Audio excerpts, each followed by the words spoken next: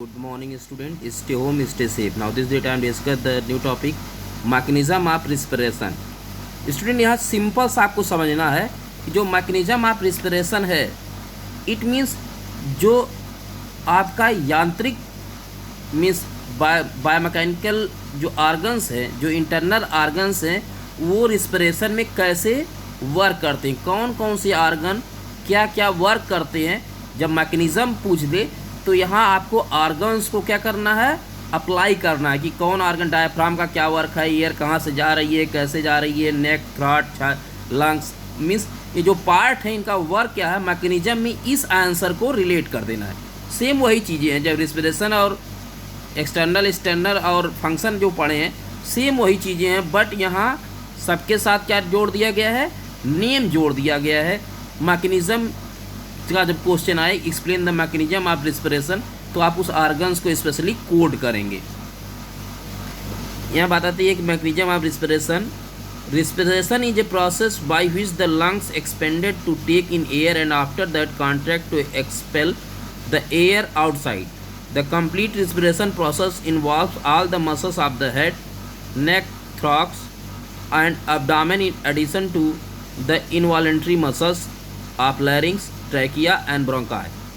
However, the main muscles of respiration in normal breathing are the intercostal muscle and diaphragm.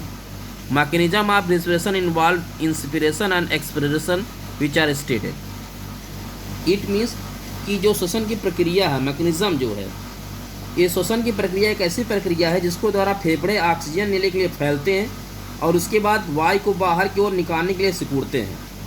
पूरी श्वसन प्रक्रिया में head, नेक, stern, आपका जो चेस्ट, आपका एब्डामिन में पेट आदि की सभी मांसपेशियां शामिल होती हैं। इसके अतिरिक्त लैरिंक्स, फेरिंक्स, वायुनलियाँ, आपकी मसल्स भी शामिल होती हैं। हालांकि सामान्य श्वास में श्वसन की मुख्य मांसपेशियां पसलियों की मांसपेशियों और डायफ्राम ही होती हैं।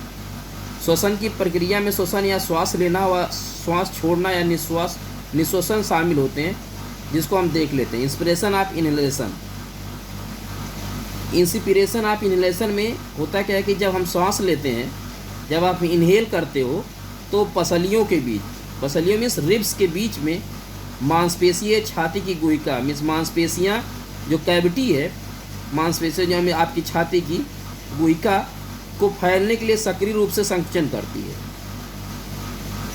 जो आपकी स्टर्न है, स्टर्न मीन्स पसलियाँ ऊपर तथा बाहर की ओर गति करती हैं। छाती की चौड़ाई साइड से साइड, आगे से पीछे तथा ऊपर से नीचे की ओर बढ़ती है।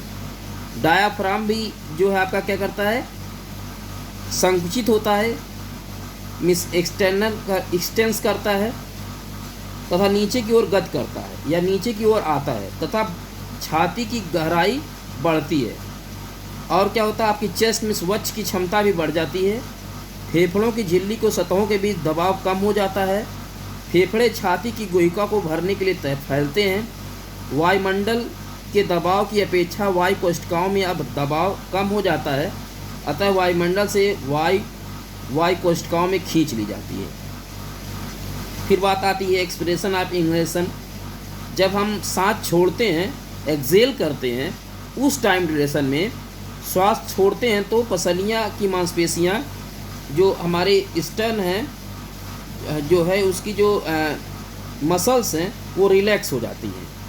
मांसपेशियाँ जिसको स्टर्न बोलते हैं नीचे था अंदर की ओर हो जाती हैं। डायाफ्राम ऊपर की ओर हो जाता है। छाती की गहराई कम हो जाती है। वच की क्षमता कम हो जाती है।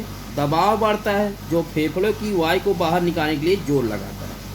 ये मैकेनिज्म है रिस्पिरेशन का, रिस्पिरेटरी सिस्टम का। Thank you student.